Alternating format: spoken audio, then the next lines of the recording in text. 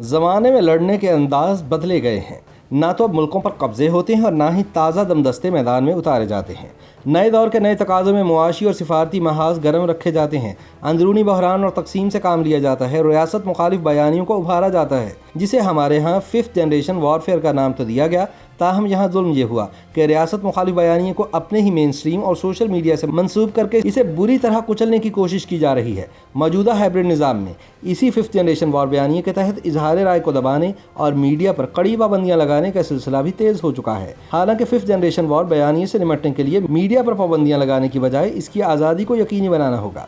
ان خیالات کا اظہار سینئر صحافی اور اینکر پرسن عاصمہ شیرازی نے اپنے تازہ تجزیے میں کیا ہے۔ وہ کہتی ہیں کہ طاقت اپنے اظہار کو مخالف اظہار کی ضد بنا لے تو ظاہر ہے کہ جنگ کسی صورتحال جنم لیتی ہے، اور ایسا ہی ہوا ہے۔ 5th جنریشن وارفیئر کو بغور پڑھیں تو دنیا میں لڑنے کا ایک 5واں طریقہ ہے جو دو بدو لڑائی سے جدید اسلحے اور پھر ٹیکنالوجی تک پہنچا ہے۔ جنوری سن 2020 میں یورپی یونین کے ڈس انفو لیب نے 15 برسوں پر محیط 116 ممالک پر تحقیق شیئر کی، جس کے مطابق انڈیا سے تعلق رکھنے والے 500 جعلی ادارے اور درجنوں NGOs یورپی ممالک اور اقوام متحدہ میں پاکستان مخالف بیانیے پر کام کرتی دکھائی گئی۔ بہرحال یہ ایک حقیقت ہے کہ کسی بھی ملک اور ریاست کے اندر کمزوریوں کو اجاگر کر کے مخالف بیانیے پر کام ہوتا رہا ہے، اور پاکستان کے خلاف بھی ہو رہا ہے، لیکن پاکستان کے اندر سے نہیں بلکہ باہر سے۔ عاصمہ شیرازی کہتی ہیں کہ ان حقائق کو مد نظر رکھا جائے تو اس وارفیئر سے جڑے کئی ایک عناصر اور بھی ہیں، مثلا معاشی عدم استحکام، سیاسی استحصال اور آزادی اظہار کا فقدان۔ کم از کم گزشتہ 5 برسوں میں جب سے 5th جنریشن وارفیئر کا چرچا ہوا ہے، دیکھا تو جائے کہ پاکستان کی معیشت کن کن حالات سے گزری ہے اور اب کہاں کھڑی ہے۔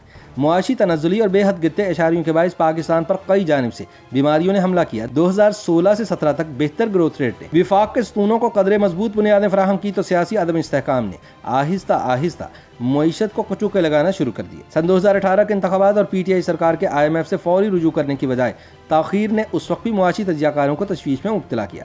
کئی ایک نے تو کھل کر اس رائے کا اظہار کیا کہ پاکستان کسی بھی طرح IMF کو درگزر کرنا افورڈ نہیں کر سکتا تھا، مگر ایسا ہوا۔ عاصمہ کے مطابق IMF سے رابطے کی تاخیر نے کئی ایک معاشی مسائل جنم دیے، اور یوں کبھی چین اور کبھی سعودی عرب ہم کشکول لیے یہاں اور وہاں پھرتے رہے۔ بعد کے حالات نے ظاہر کیا کہ تاخیر کا فائدہ کس نے کس طرح اٹھانے کی کوشش کی۔ عاصمہ کہتی ہیں کہ سعودی عرب کی جانب سے مؤخر ادائیگی کے ساتھ تیل کی فراہمی پر رضامندی اور پھر اچانک پاکستان سے رقم کی واپسی کے تقاضے کے پیچھے چھپے مضمرات کی تفصیل میں جانا کسی اور وقت کے لیے اٹھا رکھی ہے۔ یہ بھی سوچنا ہوگا کہ سعودی عرب کا قرض چکانے کے لیے امدادی رقم فراہم کرنے والے چین سے پاکستان کے تعلقات کیوں کشیدہ ہوئے۔ تلخ حقیقت یہ ہے کہ دنیا میں اب کہیں بھی کسی ملک کو کسی دوسرے سے فری لنچ نہیں ملتا، لہٰذا صورتحال ایک بار پھر نازک مرحلے میں داخل ہو چکی ہے۔ ایک جانب تو پاکستان پر FATF کی گرے لسٹ کی تلوار لٹک رہی ہے، تو دوسری جانب IMF کے پروگرام کی معطلی کی اطلاع ہے۔ پاکستان کو نئی شرائط کے مطابق، جو ابھی تاحال معلوم نہیں، نئے پیکج کے لیے راستہ ہموار کرنا ہے۔ اس کے لیے عوام قربانی کا بکرا بنے یا پوری گائے قربان ہو، یہ فیصلہ آنے والے دن ہی کریں گے۔ عاصمہ کہتی ہیں کہ دوسری جانب خطے کی صورتحال پاکستان پر امریکہ کی جانب سے ہر لمحے بڑھتے ہوئے دباؤ کے تناظر میں وزیر خزانہ کا امریکہ سے کچھ لو اور دو کی بنیاد پر سیٹلمنٹ کا بیان الگ خدشات کو جنم دے رہا ہے۔ وزیر اعظم عمران خان نے دو ٹوک الفاظ میں امریکہ کو فوجی اڈے نہ دینے کے موقف کو دہرایا ہے، مگر اس کی ضمانت کیا ہے کہ موجودہ معاشی مجبوریاں کسی بڑے کمپرومائز کا جواز نہ بنے، اور یہ کہ معاشی مجبوریاں سلامتی کے کن امور پر سمجھوتا کروا سکتی ہیں۔ اس بارے میں خدشات موجود ہیں جن کا تذکرہ قومی اور سیاسی قیادت کرتی دکھائی دے رہی ہے۔ اس سلسلے میں آنے والے چند مہینے بے حد اہم اور فیصلہ کن ہیں۔ عاصمہ شیرازی کے مطابق خطے میں ناگزیر ہوتی تبدیلیوں کو بھی مد نظر رکھنا ضروری ہے۔ ایسے میں ریاست کو کیا کرنا ہے؟ نئے محاذ کھولنے کی بجائے اندرونی بحران اور سیاسی تقسیم کو ختم کرنا ہوگا، سیاسی استحکام سے جڑی معاشی پالیسیوں کا ادراک کرنا ہوگا۔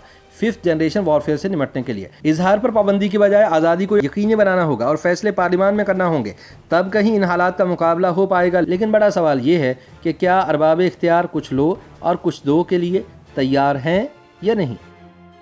YouTube پر گوگلی نیوز دیکھنے کے لیے youtube.com کی سرچ بار میں گوگلی نیوز TV ٹائپ کریں۔ گوگلی نیوز کے پیج پر سرخ رنگ کے سبسکرپشن والے بٹن پر کلک کرنا نہ بھولیے۔ YouTube پیج پر اپلوڈ ہونے والی ویڈیوز سے باخبر رہنے کے لیے بیل آئیکن پر کلک کیجیے۔ آپ کو ہر نئی ویڈیو کے بارے میں نوٹیفیکیشن موصول ہو جائے گا۔